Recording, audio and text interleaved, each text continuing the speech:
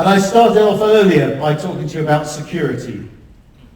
Security is the gift that keeps on giving. Any of you focused on security, you'll do very well. Most of you are old enough to remember when security first started. In 1996, Microsoft put a password on Windows 95. And I think you probably all remember it was quite annoying. Why do we have to bother with a password?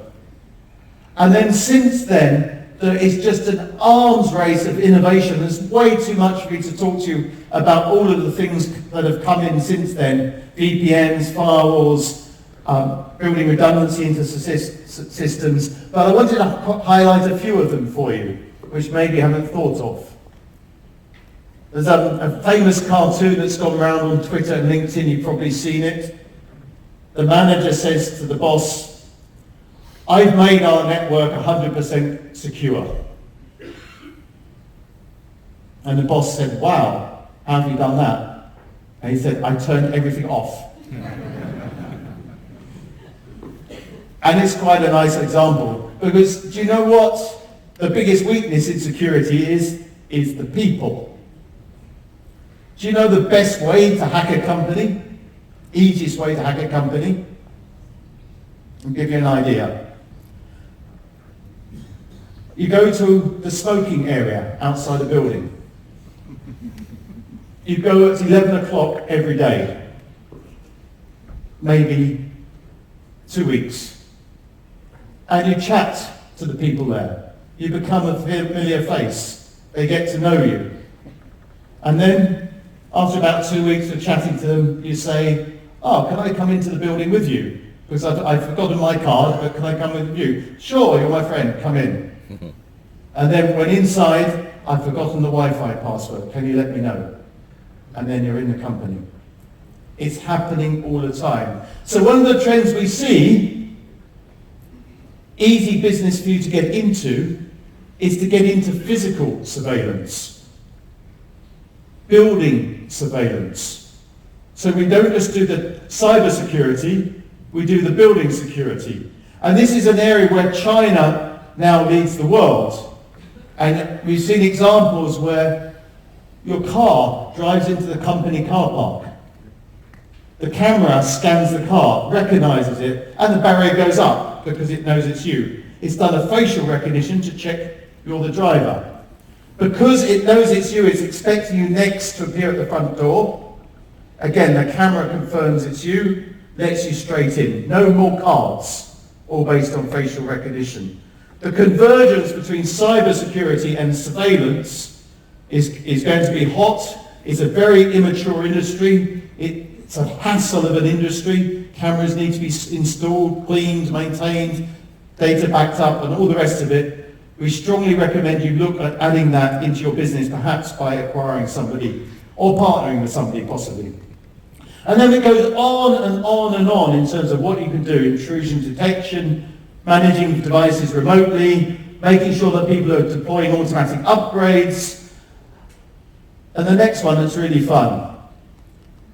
Are you offering to hack your customers? Or are you partnering with an ethical hacker?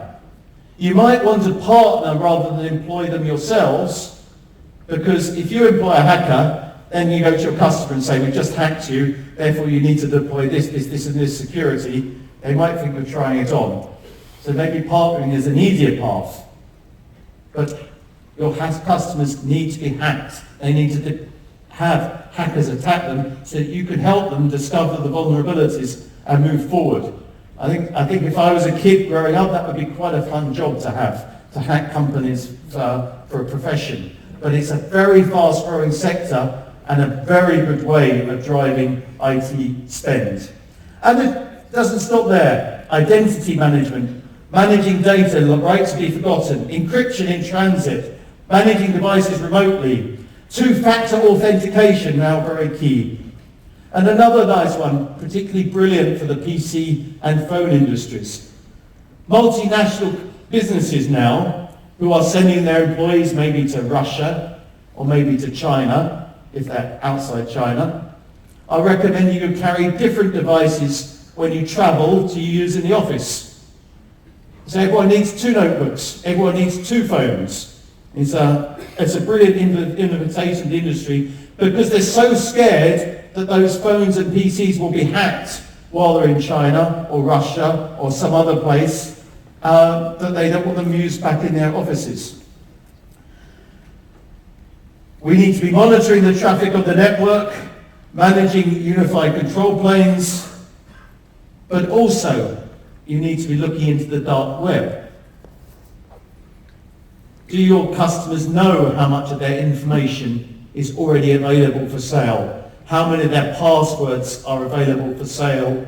Because they were part of one of the great hacks, maybe at Yahoo or Marriott or Starwood as it was then, that information is available to be purchased. And if you can go to your customers and say, we've been monitoring the dark web, we found the CEO's password, shall we check it still works? Oh, it still works.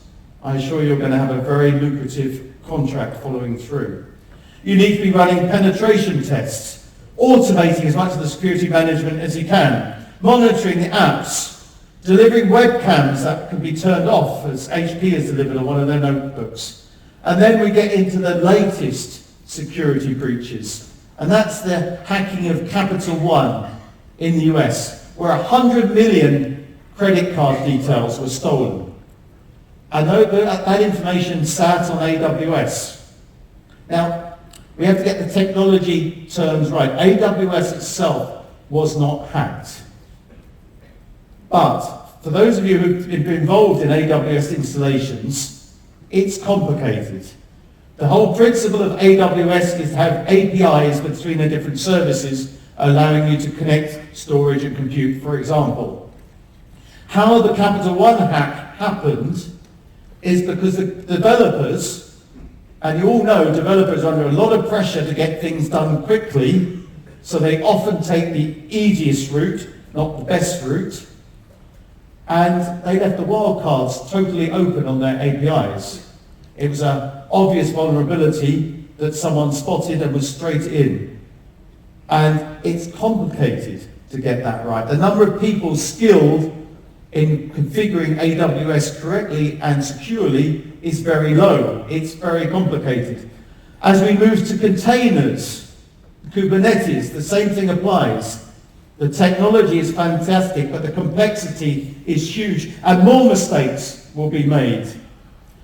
So through all that presentation, I just want to convince you how important it is to grow and invest and develop in your security space, and how we're very confident that 10 years from now, security will remain a #1 priority for every business in the world. Your future there is particularly bright.